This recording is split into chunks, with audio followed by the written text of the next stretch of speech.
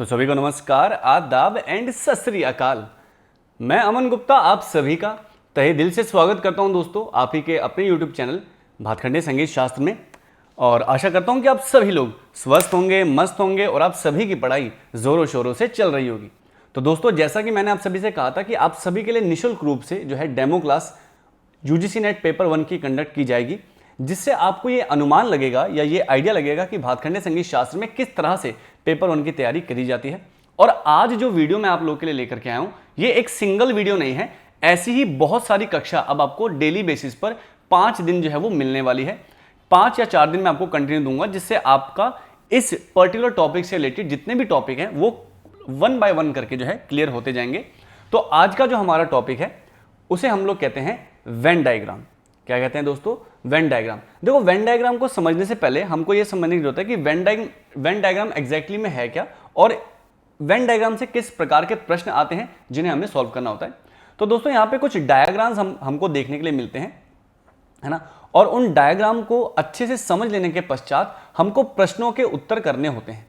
क्या करने होते हैं? क्वेश्चंस के आंसर जो है वो हमको करने होते हैं। कभी कभी क्या होता है कि हमें जो है डायग्राम दिया जाता है, डायग्राम को समझ के हमको उत्तर करना होता है। कभी कभी उत्तर या प्रश्न देखने के पश्चात हमको या क्वेश्चन देखने के बाद हमको डायग्राम जो है आंसर करना होता है। तो चलिए दोस्तों, हम लोग सारा कुछ समझते हैं।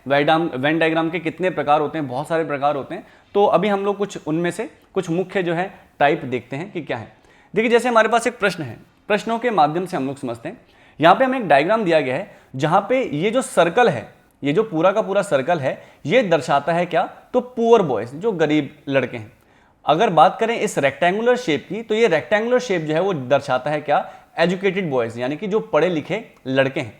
अगर बात करें इस ट्राइंगल की, तो ये ट्राइंगल दर्शाता है क्या? वो लड़के जो एम्प्लॉयड हैं। एम्प्लॉयड का मतलब होता है दोस्तों जो काम करते हैं, जो जॉब करते हैं। और अगर बात करें इस वाले साइड वाले रेक्टेंगुलर बॉक्स की, तो ये हमें क्या दर्शा रहा है कि boys engaged in family business, वे लड़के जो अपने परिवार का या पारिवारिक जो है बिजनेस संभालते हैं। अब प्रश्न देखते हैं, है ना। अब यहाँ पे बहुत सारे नंबर्स हमको देखने के लिए मिल रहे हैं। तो प्रश्न के माध्यम से हम लोग समझते हैं कि प्रश्न हमसे क्या पूछा जाता है। देखिए, कह रहा है कि which number represent those poor boys who help in family business but are not educated और एम्प्लॉयड एल्सवेयर। यानी कि हमको ऐसे गरीब लड़कों के बारे में बताना है, यानी कि ये गरीब जो लड़के हैं, हमको ऐसे गरीब लड़कों के बारे में बताना है या वो नंबर बताना है जो गरीब हैं, है ना। देखिए, हम बता देते हैं आपको, जो गरीब हैं और अपने फैमिली बिजनेस, देखो ये रहा फैमिली बिजनेस, तो जो फैमिली बिजनेस संभालते हैं पर देखो वो एजुकेटेड भी नहीं होने चाहिए और एम्प्लॉयड भी नहीं होने चाहिए। यानी कि वो इस वाली रेखा में भी ना आए और इस वाली ट्रायंगल के बीच में भी ना आए। ऐसी कौन सी संख्या है? बेसिकली आपसे पूछ क्या रहा है, ऐसी कौन सी नंबर है, ऐसी दिए गए नंबर्स में से ऐसी कौन सी नंबर है जो पुअर बॉयज भी हैं और आपका फैमिली बिजनेस भी संभालते हैं, पर ऐसे लड़के ना हो जो आपका एजुकेटेड हो या फिर आपका कहीं ना कहीं जॉब कर रहे हो। ऐसी संख्या वाला हमको एक नंबर बताना है। तो देखिए, आइए हम लोग नंबर से देखते हैं। तो पहले नंबर 2 देखते हैं। तो नंबर 2 कहां पे है? तो देखिए, नंबर 2 है ये। तो अब आप देखेंगे कि नंबर 2 ऐसा नंबर है जो एजुकेटेड बॉयज में भी आ रहा है, एम्प्लॉयड बॉयज में भी आ रहा है और गरीब लड़कों में भी आ रहा है, या फिर अपने पारिवारिक जो है बिजनेस को संभालने वाले लड़कों में भी आ रहा है। तो 2 नंबर तो आपका आंसर नहीं होगा। अब 3 देखते हैं। तो 3 भी देखो लमसम वही है। तो यहां पे देखें अगर, तो 3 नंबर जो है वो हमको क्या दर्शा रहा है कि 3 नंबर आपका एजुकेटेड बॉयज भी हैं, पुअर बॉयज भी हैं और आपका फैमिली बिजनेस में भी है। तो ये हमारे 3 क्राइटेरिया जो है दिखा रहा है। लेकिन हमको ऐसे गरीब लड़के चाहिए जो बस फैमिली बिजनेस करते हो, ना कि पढ़ाई करते हो और ना ही आपका कहीं और जॉब करते हो। अब देखते हैं और क्या संख्या हमारे पास। तो 4 है। तो 4 देखिए, तो 4 यहाँ पे है, यानी कि ये सिर्फ और सिर्फ किसको दर्शा रहा है? तो फैमिली बिजनेस करने वाले लड़कों को दर्शा रहे। तो 4 भी आंसर नहीं होगा। अब 5 देखते हैं। तो 5 देखो ये रहा, है ना, 5 ये रहा। अब देखो 5 की पोजीशन ऐसी है जो कि गरीब लड़कों में भी आ रही है और केवल फैमिली बिजनेस करने वाले लड़कों को भी दर्शा रही है। तो इसका मतलब 5 आपका सटीक उत्तर होगा। देखो, 5 नंबर ऐसा है जो आपका ट्रायंगल से भी टच नहीं हो रहा है और ना ही आपका एजुकेटेड बॉय से टच हो रहा है। तो ये एक ऐसी संख्या है या फिर ऐसी जगह पर रखी हुई संख्या है जहां पर केवल और केवल गरीब बच्चे या गरीब लड़का या फिर ऐसा लड़का जो अपने फैमिली बिजनेस को संभालता है उसको जो है प्रदर्शित कर रहा है। तो उस हिसाब से देखें तो 5 नंबर आपका बिल्कुल जो है राइट आंसर होगा। एक और प्रश्न से समझते हैं, जैसे सेम डायग्राम है। अब यहां पे क्या कह रहा है, कौन सी संख्या उन निश्चित गरीब लड़कों के समूह को दर्शाता है जो कहीं नौकरी करते हैं, जो कहीं क्या करते हैं, नौकरी करते हैं, लेकिन पारिवारिक व्यवसाय में मदद नहीं करते हैं। इंग्लिश में भी देखते हैं, which number represent the group of educated poor boys who are employed somewhere but do not help in family business. यानी कि ऐसे गरीब लड़के जो कि पढ़े लिखे हैं, है ना, जो कि क्या है, आपके एजुकेटेड भी हैं, देखो एजुकेटेड भी हैं, और आपका जो है एम्प्लॉयड भी हैं, यानी कि काम भी करते हैं, है ना, जो आपका क्या करते हैं, काम भी करते हैं, नहीं कहीं ना कहीं आपका काम करते हैं। तो हमको इन तीनों में से ये जो 3 हमारे चिन्ह है या कह सकते हैं कि हमारी रेखाएं हैं, इनमें से ऐसा कौन सा कॉमन नंबर है जो तीनों को ही प्रदर्शित करता है। तो देखो आपको याद होगा, मैंने आपको बताया था 3 नंबर, है ना, मैंने आपको कहा था कि 3 नंबर। देखो अब जैसे 3 अगर हम देखें तो 3 देखो आपका कहाँ आ रहा है, तो 3 आपका एजुकेटेड में भी आ रहा है ना, और पुअर बॉयज में भी आ रहा है, एम्प्लॉयड में भी आ रहा है और फैमिली बिजनेस में भी आ रहा है। तो 3 आपका आंसर नहीं होगा। अगर बात करें 2 की तो 2 तो बिल्कुल भी नहीं होगा, क्योंकि 2 सब जगह आ रहा है। 12 नंबर का है, तो 12 नंबर केवल और केवल गरीब लड़कों को दर्शाता है। 11 नंबर देखते हैं, तो 11 नंबर किसको दर्शा रहा है, 11 नंबर आपका दर्शा रहा है केवल और केवल एजुकेटेड बॉयज को, तो 11 भी नहीं होगा। यानी कि आपका सटीक उत्तर होगा नन ऑफ दीज। क्या होगा, नन ऑफ दीज, क्योंकि ऐसी कोई भी संख्या नहीं है, ऐसी कोई भी संख्या नहीं है जो गरीब लड़के, पढ़े लिखे लड़के और ऐसे लड़के जो जॉब कर रहे हैं, इन तीनों कैटेगरीज को जो है डिफाइन करो। ऐसी कोई भी संख्या नहीं है, तो इसीलिए इसका सटीक उत्तर होगा ऑप्शन नंबर ई।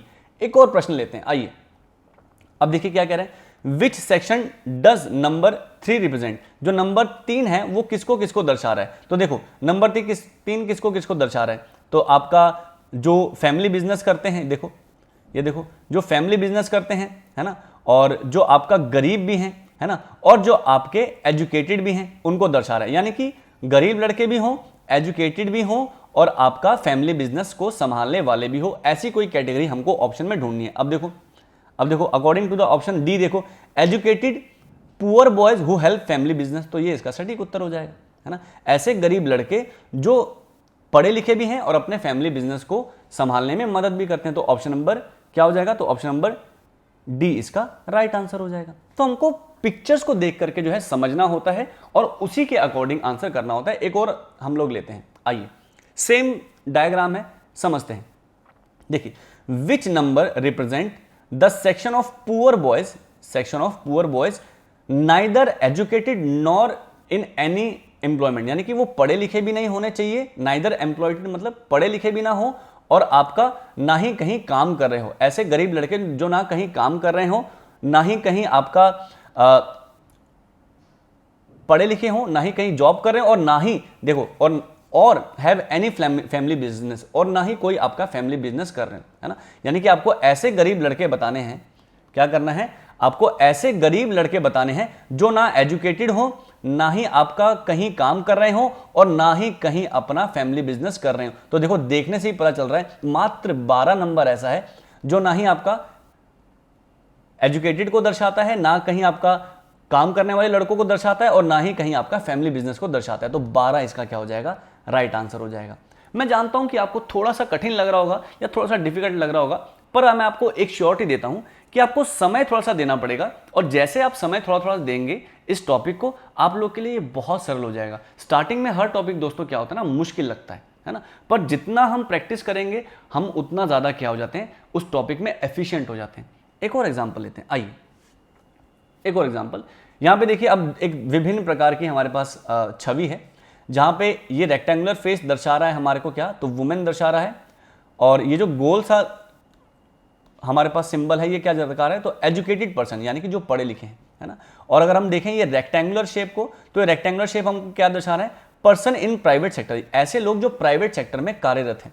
और ये ट्रायंगल हमको क्या दर्शा रहा है, ट्रायंगल हमको दर्शा रहा है पर्सन इन गवर्नमेंट सर्विस, ऐसे लोग जो गवर्नमेंट सर्विस में आपके कार्यरत हैं, है ना, ऐसे लोग जो हमारे गवर्नमेंट सेक्टर में क्या है, कार्यरत। अब क्वेश्चन को देखते हैं, क्वेश्चन क्या कह रहा है, तो क्वेश्चन कह रहा है which number represent educated women who are in government job.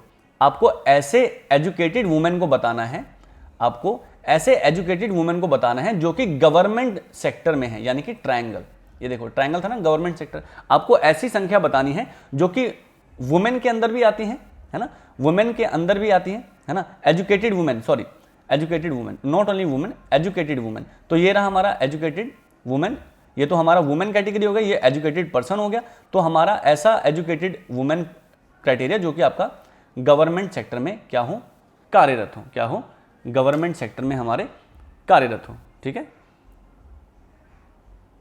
चलो अब देखते हैं कि क्या क्या हमारे पास ऑप्शन है। तो हमारे पास है ऑप्शन 2, तो 2 अगर देखें तो 2 वुमेन और एजुकेटेड पर्सन को दर्शा रहा है, ये आंसर नहीं होगा। 3 को देखें तो बिल्कुल 3 आपका क्या हो जाएगा, राइट आंसर हो जाएगा। क्या हो जाएगा, 3 आपका बिल्कुल जो है वो राइट आंसर हो जाएगा, क्योंकि 3 नंबर ऐसी संख्या है, देखो मैं आपको थोड़ा सा क्लियर करता हूं, 3 नंबर ऐसी संख्या है जो कि ट्रायंगल में भी आ रही है, स्क्वायर में भी आ रही है और आपका सर्कल में भी आ रही है। तो बिल्कुल 3 इसका क्या हो जाएगा, राइट आंसर हो जाएगा। कितना सरल है बताओ, है ना, कितना सरल है, ज़्यादा मेहनत नहीं करनी पड़ती है। बस इसमें थोड़ा सा जो है हमको क्या करना पड़ता है दोस्तों, डायग्राम को क्या करना पड़ता है, समझना पड़ता है। क्या करना पड़ता है, डायग्राम्स को हमको समझना पड़ता है। चलिए आगे बढ़ते हैं, आगे बढ़ते हैं। अब देखिए सेम हमारे पास डायग्राम है और प्रश्न जो है वो थोड़ा सा भिन्न है।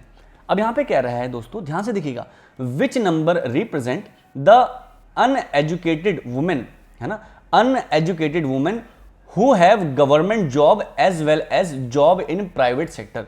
हमको ऐसी अनपढ़ महिलाओं के बारे में बताना है जो गवर्नमेंट जॉब भी करती हैं एवं प्राइवेट सेक्टर में भी जॉब करती हैं, आपको ऐसी संख्या बतानी है। तो आइए ढूंढते हैं, है ना। अब देखिए ये रहा वुमेन वाला सेक्शन, है ना, यानी कि ऐसी महिलाएं, अब ये अनपढ़ महिलाएं हैं और महिलाएं, पढ़ी लिखी महिलाएं कौन सी हो जाएंगी, जैसे 2 हो गया, 5 हो गया, ये पढ़ी लिखी महिलाएं हो जाएंगी। अब ऐसी महिलाएं बतानी है जो कि अनपढ़ हैं, प्राइवेट सेक्टर में भी काम कर रही हैं और आपका गवर्नमेंट सेक्टर में भी काम कर रही है, यानी कि इनके बीच में कोई ऐसा कॉमन नंबर हमको जो है ढूंढ के निकालना है। तो जहां तक मेरी दृष्टि जा रही है, मेरा अनुमान है कि आपका 4 इसका जो है वो राइट आंसर होगा। देखो 4 आपका कहां आ गया, तो वुमेन में आ गया, है ना, वुमेन में आ गया। और ऐसे लोग हैं जो आपका, चलो इसको देख लेते, 4 नहीं होगा क्योंकि यहां पे आपका आंसर कुछ और भी होगा। चलो देखते हैं, चलो तो इसका देखते हैं, ये आपका ओके, इसका 9 राइट आंसर होगा। देखो 9 राइट आंसर होगा। कैसे, ये देखो, ये ऐसी महिलाएं हैं जो कि आपका गवर्नमेंट सेक्टर में भी हैं और आपका प्राइवेट सेक्टर में भी है। तो देखो 9 ऐसी संख्या है जो आपका सर्कल से टच नहीं हो रही है। देखो 9 नंबर ऐसा है जो आपका प्राइवेट सेक्टर भी है, गवर्नमेंट सेक्टर भी है और अनपढ़ महिलाओं को भी दर्शा रहा है। तो ऑप्शन नंबर बी, वैसे बी होगा, ये बी यानी कि 9 इसका राइट आंसर होगा, है ना। क्या होगा, 9 इसका राइट आंसर। एक और देखते हैं। अब देखो सेम आपका तस्वीर है या सेम आपका दृश्य है, बस प्रश्न दूसरा है। अब यहाँ पे पूछ रहा है कि नंबर 10 जो है वो किसको रिप्रेजेंट कर रहा है। तो नंबर 10 का, ये देखो नंबर 10 क्या है, नंबर 10। तो मेरा अनुमान ये है कि नंबर 10 दर्शा रहा है उन एजुकेटेड पर्सन्स को जो आपका गवर्नमेंट सेक्टर में भी है और आपका प्राइवेट सेक्टर में भी है। मेरी नज़र तो ये कह रही है, और वो महिलाएं तो नहीं है। देखो क्योंकि 10 अगर होता तो वो 10 यहाँ पे भी होता, है ना, तो यहाँ नहीं है। तो मेरे अनुमान ये कहता है कि ऐसा एजुकेटेड लोग हैं या ऐसे एजुकेटेड लोग जो प्राइवेट और गवर्नमेंट दोनों सेक्टर में हैं। तो चलिए देखते हैं क्या हमको ऑप्शन मिलता है। तो बिल्कुल educated man having private as well as government job, है ना, ऐसे पुरुष जो गवर्नमेंट सेक्टर में भी है, प्राइवेट सेक्टर में भी है और आपके पढ़े लिखे भी हैं। क्या है, आपके पढ़े लिखे भी हैं। तो ऑप्शन नंबर डी क्या हो जाएगा, इसका राइट आंसर हो जाएगा। और ये Venn diagram is one of the simplest topic, है ना। ये तो दोस्तों वेन डायग्राम का हमारे पास क्या हो गया, एक टाइप हो गया, एक प्रकार हो गया। वेन डायग्राम के हमारे पास और भी बहुत से प्रकार मिलते हैं। जैसे अब देखो इस प्रकार का भी मिल जाएगा आपको, ऐसे गोल गोल करके मिल जाएगा। अब यहाँ पे आपको ऐसे ऐसे डायग्राम ना दे करके गोल गोल डायग्राम दे देंगे। अब देखो यहाँ पे क्या है, तो ये वाला जो सर्कल पोस्ट ग्रेजुएट को दर्शा रहा है, ये ग्रेजुएट को और ये आपका ऑफिसर्स को। अब देखो प्रश्न क्या पूछा गया, है ना, देखो which part represent all the officers who are graduate and post graduate. अब यहां पे क्या कह रहा है कि ऐसे ऑफिसर्स का, ऐसे कौन से ऑफिसर्स हैं जो ग्रेजुएट भी हों और आपका पोस्ट ग्रेजुएट भी हो। ऐसे ऑफिसर्स आपको बताने हैं जो आपका ग्रेजुएटेड भी हो और आपका पोस्ट ग्रेजुएटेड भी हो और ऑफिसर भी हो। बताओ तो ऐसी कौन सी संख्या है, बताओ। तो जहां तक मेरी दृष्टि जा रही है, देखो ये जी एक ऐसा नंबर है जो कि पोस्ट ग्रेजुएटेड भी है, ग्रेजुएटेड भी है और आपका ऑफिसर्स भी हैं। तो जी इसका क्या हो जाएगा, राइट आंसर हो जाएगा। क्या हो जाएगा, जी इसका राइट आंसर होगा, क्योंकि जी आपका ग्रेजुएट के अंदर भी आ रहा है, पोस्ट ग्रेजुएट के अंदर भी आ रहा है और आपका ऑफिसर्स के अंदर भी आ रहा है। तो कितना सिंपल है ना, कितना सिंपल है। बस मेहनत करनी पड़ेगी, थोड़ा सा टाइम दोगे आपको बहुत सिंपल लगने लगेगा। देखो नेक्स्ट प्रश्न है, ये वाला सर्कल केमिस्ट्री को दर्शा रहा है, ये मैथमेटिक्स को, और ये आपका किसको, फिजिक्स को, यानी कि फिजिक्स केमिस्ट्री मैथ्स को 3 अलग अलग जो है सर्कल दर्शा रहे हैं। अब देखिए प्रश्न क्या पूछा गया है ना, स्टूडेंट्स हु स्टडी फिजिक्स, है ना, students who study physics chemistry and maths, है ना, यहां पे आपको 3 सर्कल दिए गए हैं जो आपका फिजिक्स केमिस्ट्री और मैथ्स को क्या कर रहे हैं, दर्शा रहे हैं। अब यहां पे एक प्रश्न क्या पूछा है, study the diagram and identify the region, चित्र को समझिए और एनालाइज करके आपको यह बताना है, student who study both physics and chemistry but not mathematics, यानी कि फिजिक्स पढ़ते हो मैथ्स पढ़ते हो लेकिन आपका जो है आपका फिजिक्स केमिस्ट्री पढ़ते हो लेकिन मैथ्स ना पढ़ते हो, ऐसा कौन सी जो है अल्फाबेट है जो दर्शा रही है फिजिक्स और केमिस्ट्री पढ़ने वाले बच्चे को पर आपका मैथ्स ना पढ़ते हो। तो जहां तक मेरी नजर बता रही है केवल टी ही एकमात्र ऐसी नंबर है जो फिजिक्स के अंदर भी आ रहा है और केमिस्ट्री के अंदर भी आ रहा है, परंतु आपका जो है मैथमेटिक्स के अंदर नहीं आ रहा है। तो टी इसका जो है राइट आंसर हो जाएगा, है ना। बताओ टी होगा कि नहीं होगा, बताओ आप लोग भी बताओ। तो T only option number D इसका राइट आंसर हो जाएगा। तो इस प्रकार से जो है वेन डायग्राम का एक प्रकार हमको देखने के लिए मिलता है ना। तो ऐसे बहुत सारे प्रश्न आपको किताबों में मिलेंगे और आई एम श्योर कि आप अब से वेन डायग्राम को करना समझ जाएंगे। अब वेन डायग्राम का एक दूसरा प्रकार हम देखते हैं, एक और दूसरा प्रकार देखते हैं। देखिए कितना अच्छा प्रश्न है। अब यहां पे आपको इस तरह से ना 5 या 4 जो है वो चित्र मिलेंगे और नीचे आपको प्रश्न जो है पूछा जाएगा। जैसे मैं आपसे एक प्रश्न पूछता हूं कि कौन सा ऐसा चित्र है, ध्यान से समझिएगा प्रश्न को, कि कौन सा ऐसा चित्र है जो मैन, वुमेन एंड चाइल्ड को दर्शाता है, यानी कि पुरुष, हिंदी में लिख देते हैं पुरुष,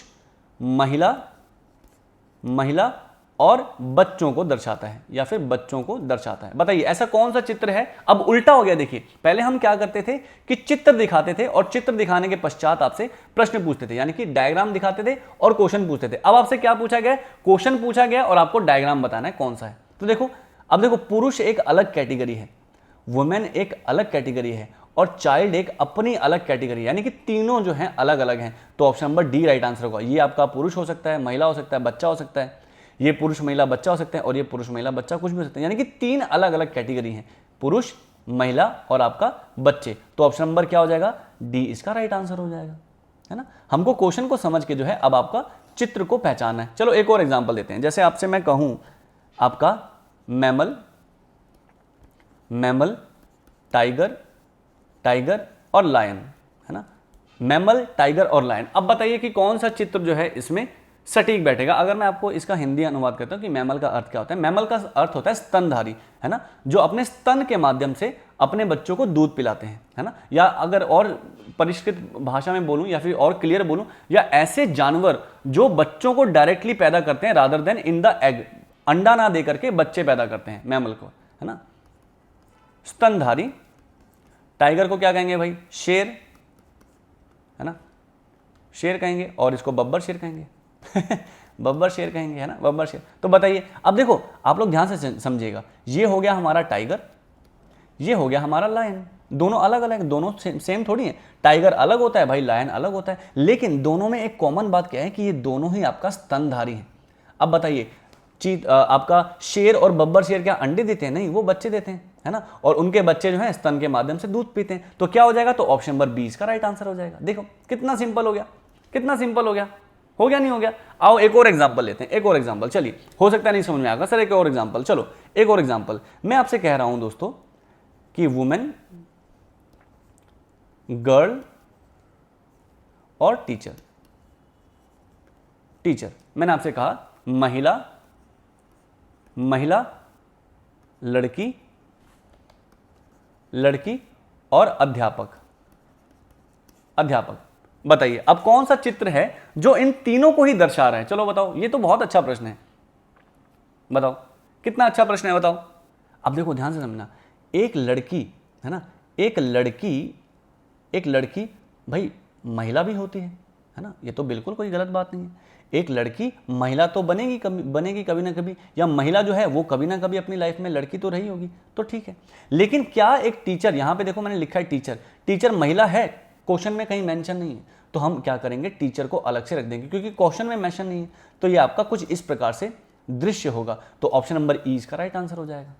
हमको प्रश्न के अकॉर्डिंग आंसर करना होता है, खुद से कुछ नहीं सोचना होता कि सर एक महिला भी तो टीचर हो सकती है, नहीं, ऐसा कहीं क्वेश्चन में मेंशन ही नहीं किया मैंने, है ना, मैंने ऐसा कहीं क्वेश्चन में मेंशन नहीं किया। अगर मैंने क्वेश्चन में मेंशन नहीं किया है तो इसका मतलब आपको इसको सेपरेटली समझना है ना, इसको आपको तब सेपरेटली समझना है। अब एक बार प्रश्न पे आ जाएं, चलो आओ मैं आपको प्रश्न कराता हूं और प्रश्नों के माध्यम से समझाता हूं कि आपको कैसे जो है आंसर करना होता है प्रश्नों का आपके एग्जाम में। अब ध्यान से देखिए, यहां पे मैंने आपके सामने 7 प्रश्न रखे हैं दोस्तों, ध्यान से समझिएगा। पहला है सप्ताह, दिन और वर्ष, यानी कि डे, वीक एंड ईयर। अब इसमें से कौन सा जो चित्र है जो इन तीनों को दर्शा रहा है, मैं आपको समझा देता हूं, पहले मैं आपको सिखा देता हूं। देखो, एक दिन जो है यानी कि एक डे जो है वो सप्ताह के अंदर आता है, वीक के अंदर आता है, बिल्कुल सही बात है। और एक वीक यानी कि सप्ताह आपका वर्ष के अंदर आता है, यानी कि ईयर के अंदर आता है, यानी कि ईयर के अंदर आता है। तो देखो ऑप्शन नंबर ए हो जाएगा ना राइट आंसर, है ना। अब देखो दिन किसके अंदर आता है, ध्यान से देखेंगे, फिर से देखेंगे। देखो दिन जो होता है यानी कि डे जो होता है वो किसके अंदर आता है, सप्ताह के अंदर आता है। एक सप्ताह में होते हैं दिन, तो है ना, सप्ताह में दिन होते हैं, और सप्ताह किसके अंदर आते हैं, तो वर्ष के अंदर। किसके अंदर आते हैं, वर्ष के अंदर। तो देखो ऑप्शन नंबर ए इसका राइट आंसर हो गया। अगर देखो आपको अगर ये चीज समझ में नहीं आएगी ना तो आपको कल की क्लास समझ में नहीं, कल भी आपको मैं 7 बजे डेमो क्लास दे रहा हूँ, कल भी 7 बजे आपको फ्री क्लास मिलेगी, ठीक है, और भी अच्छी वाली क्लास मिलेगी। अब थोड़ा सा लेवल दे करके बढ़ाएंगे। चलो, तो ऑप्शन नंबर इसका क्या हो जाएगा, ए इसका राइट आंसर हो जाएगा। अब देखते हैं यहाँ पे देखो क्या लिखा है, मैमल, काऊ और क्रो, यानी कि स्तनधारी गाय और एवं कौआ, है ना। अब देखो ये हो गया हमारा कौआ, सी एज एन क्रो, सी से कौआ, सी से काऊ, है ना, और ये हो गया हमारा सी से काऊ, क्या हो गया, सी से काऊ। लेकिन आप लोग बताइए कि कौआ क्या स्तनधारी होता है, कौआ क्या डायरेक्टली बच्चा देता है या अंडा देता है, तो आप लोग बोलेंगे सर कौआ तो अंडा देता है, तो ये तो अलग हो गया। लेकिन काऊ यानी कि गाय की खास बात क्या है कि गाय हमारी स्तनधारी होती है ना, यानी कि जो है आपका बच्चे डायरेक्टली देती है, तो ये हमारा क्या हो जाएगा, मैमल। जितनी भी गाय हैं, ऐसा थोड़ी कि 2-4 गायें ही हैं जो बच्चे देती हैं, बाकी सारे अंडे देती हैं, नहीं, लेकिन जितनी भी गायें हैं, है ना, इस पूरे ब्रह्मांड में जितनी भी गायें हैं वो सब क्या है, आपका स्तनधारी हैं। तो ये आपका इस प्रकार से जो है बनेगा, तो ऑप्शन नंबर ई इसका राइट आंसर हो जाएगा। बताओ हो गया नहीं हो गया। इस प्रकार से हमको सॉल्व करना होता है, थोड़ा सा समय लगता है, लेकिन आप एक ना एक दिन इसको करने लग जाएंगे और बहुत मजा भी आपको आएगा। अब देखो तीसरा प्रश्न क्या है, प्रश्न है आपका हाउस, बेडरूम एंड बाथरूम। तो ये हो गया बेडरूम। अब आपका बताओ, बेडरूम अलग होता है ना, बेडरूम आपका अलग होता है, बेडरूम अलग होता है, और बाथरूम अलग है, बाथरूम और बेडरूम दोनों अलग है। लेकिन ये दोनों बेडरूम और बाथरूम किसके अंदर आते हैं, ये पार्ट किसके हैं, तो हमारा हाउस का है ना। हाउस मतलब क्या होता है, घर, घर है ना, शयन कक्ष और आपका स्नान घर। तो आपका बेडरूम और बाथरूम दोनों ही घर के ही तो अंदर आते हैं ना, है ना। तो घर हमारा एक बड़ा कह सकते हैं कि वाइडर व्यू हो गया, बेडरूम और बाथरूम हमारा छोटा व्यू हो गया। तो इस जैसा चित्र को कौन सा दर्शा रहा है, तो option number B right answer हो जाएगा, है ना, ऑप्शन नंबर बी इसका राइट आंसर हो जाएगा। तो कितना अच्छा आप लोग आंसर कर रहे हो, शाबाश है। लो, बी इसका राइट आंसर। चलो अब देखो क्या आ गया, आयरन, मेटल और क्लोरीन, धातु, लोहा और क्लोरीन। अब इसको देखते हैं। देखो आयरन हो आपका और भी बहुत से धातु हो, ये सब आपका किसके अंदर आते हैं, तो धातु के अंदर, है ना। आयरन किसके अंदर आता है आपका, तो आपका मेटल के अंदर आता है। किसके अंदर आता है, मेटल। धातु जो है उसके अंदर कौन सा, एक धातु का एक प्रकार क्या है, तो आपका लोहा, है ना, लोहा हो गया। लेकिन क्लोरीन की बात करें दोस्तों, तो क्लोरीन आपका तरल पदार्थ होता है, यानी कि लिक्विड फॉर्म में होता है, जैसे पानी होता है ना, पानी जैसे होता है, उसी प्रकार से आपको क्लोरीन देखने के लिए मिलता है। तो क्लोरीन आपका एकदम से अलग हो जाएगा। क्लोरीन का जो केमिकल फॉर्मूला होता है दैट इज Cl, है ना, क्लोरीन। तो ये आपका किसकी तरह दर्शा रहा है, तो आपका ऑप्शन नंबर ई की तरह इसको दर्शा रहा है। तो इसका आंसर क्या हो जाएगा, ऑप्शन नंबर ई। कितना सिंपल हो गया, क्या हो जाएगा, ऑप्शन नंबर ई इसका राइट आंसर हो जाएगा। तो ई पे लगा दो, खत्म। अब देखो ये क्या है, तो होमोसेरियंस वुमेन एंड मदर, है ना, होमोसेरियंस वुमेन एंड आपका मदर। देखो होमासरीन क्या होता है मैं आपको बता देता हूँ। होमासरीन एक आपका तरल पदार्थ होता है जो कि महिलाओं के अंदर पाया जाता है, ठीक है। इसके लिए ना देखो ये ऐसा टॉपिक है वेन डायग्राम, जिसके लिए आपको थोड़ा जनरल नॉलेज भी पता होना चाहिए, ठीक है। तो महिला हो या माताएं हो, वुमेन हो या माताएं हो, उन दोनों के ही अंदर ये जो है आपका लिक्विड होता है, होमोसरीन उसे हम लोग कहते हैं। तो ऑप्शन नंबर क्या हो जाएगा, 20 का राइट आंसर हो जाएगा। ठीक है, चलो ये बी हो गया। आगे बढ़ते हैं। अब देखो, living being, man and rodent, जीवित प्राणी, पुरुष और कृंतक। देखो कृंतक का अर्थ क्या होता है मैं आपको बताता हूं। कृंतक का अर्थ होता है छोटे छोटे जानवर, रोडेंट का अर्थ होता है छोटे छोटे जानवर, जैसे चूहा, चूहा हो गया, खरगोश हो गया, चूहा, खरगोश, है ना, आपका कैपीमारा, है ना, ये सब छोटे माने जो छोटे छोटे दिखते हैं, है ना, जो आपके छोटे छोटे जानवर जो हाइट में दिखने में बहुत छोटे छोटे होते हैं, उन्हें हम लोग क्या कहते हैं, आपका रोडेंट कहते हैं। तो देखिए आ जाइए। अब देखो, चाहे छोटे छोटे जानवर हो चाहे पुरुष हो, ये दोनों ही तो आपके लिविंग बीइंग है ना, यानी कि आपके जीवित प्राणी होते हैं ना, है ना। तो ये तो हमारा बड़ा वाला हो गया जीवित प्राणी, यानी कि लिविंग बीइंग हो गया। अब पुरुष भी इसके अंदर आता है और रोडेंट भी इसके अंदर आता है। चाहे छोटे हाइट के जानवर हो, छोटे छोटे दिखने वाले जानवर हो, चाहे पुरुष हो, दोनों ही हमारे लिविंग बीइंग हैं, यानी कि जीवित प्राणी हैं। तो ऐसा चलचित्र कौन सा दर्शाता है, बताओ ऐसा चित्र कौन सा दर्शा रहा है, तो ऑप्शन नंबर बी दर्शा रहा है। तो ऑप्शन नंबर 20 का राइट आंसर हो जाएगा, खत्म। बताओ कितना सरल हो गया, हुआ कि हुआ नहीं, बताओ मजा आया कि नहीं आया, बताओ कितना अच्छा, देखो कितना शानदार प्रश्न है, आया ना, मजा आया ना, बताओ। अब मैं आपके लिए कुछ होमवर्क दे रहा हूं। अब इस होमवर्क को आपको कैसे करना है, ये देखो, ये प्रश्न मैंने दे दिया, ये डायग्राम सेम ही है, यहां पे मैंने प्रश्न दे दिया, आयरन, लेड, नाइट्रोजन, ये मैंने आपको प्रश्न दे दिए। अब इन प्रश्नों के आंसर, ये देखो यहां पे 7 प्रश्न है, 7 प्रश्न है, और नीचे मैंने और आपको 4 प्रश्न दिए, यानी कि टोटल 11 प्रश्न मैंने आपको दिए हैं। इन 11 प्रश्नों के उत्तर आपको कमेंट करके बताने हैं, और आप लोग मुझे बताइए कि आपको ये डेमो क्लास कैसी लगी है, ये आपको कमेंट करके बताना है। मैं फिर कल 7 बजे आप सभी के समक्ष आऊंगा। अगर आप इसी तरह से पेपर 1 पढ़ना चाहते हैं तो दोस्तों पेपर 1 की क्लास मैं आपको यूजीसी नेट की दे रहा हूं, जहां पे चैप्टर वाइज आपको इंग्लिश हिंदी दोनों ही भाषाओं में जो है पीडीएफ नोट्स देता हूं, और 4800 प्लस क्वेश्चन जो है मैं आपको प्रैक्टिस के लिए भी देता हूं। बस दिए गए नंबर पे कॉल करिए, सारी जानकारी ले लीजिए। अगर आपको कॉम्बो पढ़ना है यूजीसी नेट का, है ना, तो आप बिल्कुल आ सकते हैं। नेट के लिए हम लोग कॉम्बो पढ़ा रहे हैं, और इसी तरह से मैं पढ़ाता हूं दोस्तों, ऐसे ही पीडीएफ के माध्यम से आपको पढ़ाता हूं, और आपको प्रैक्टिस क्वेश्चंस भी इसी प्रकार से मैं देता हूं, है ना। लाइव क्लास मिलती है, हर क्लास की recording, Sunday mock test, in totality 3500 plus question music के, पेपर उनके 4800 क्वेश्चन। पर मंथ का ऑप्शन अवेलेबल है, 2 टाइम और 1 टाइम का ऑप्शन आपके पास अवेलेबल है। यदि बात करें हम ओनली म्यूजिक की, तो ओनली म्यूजिक का बैच भी दोस्तों हमारे पास अवेलेबल है।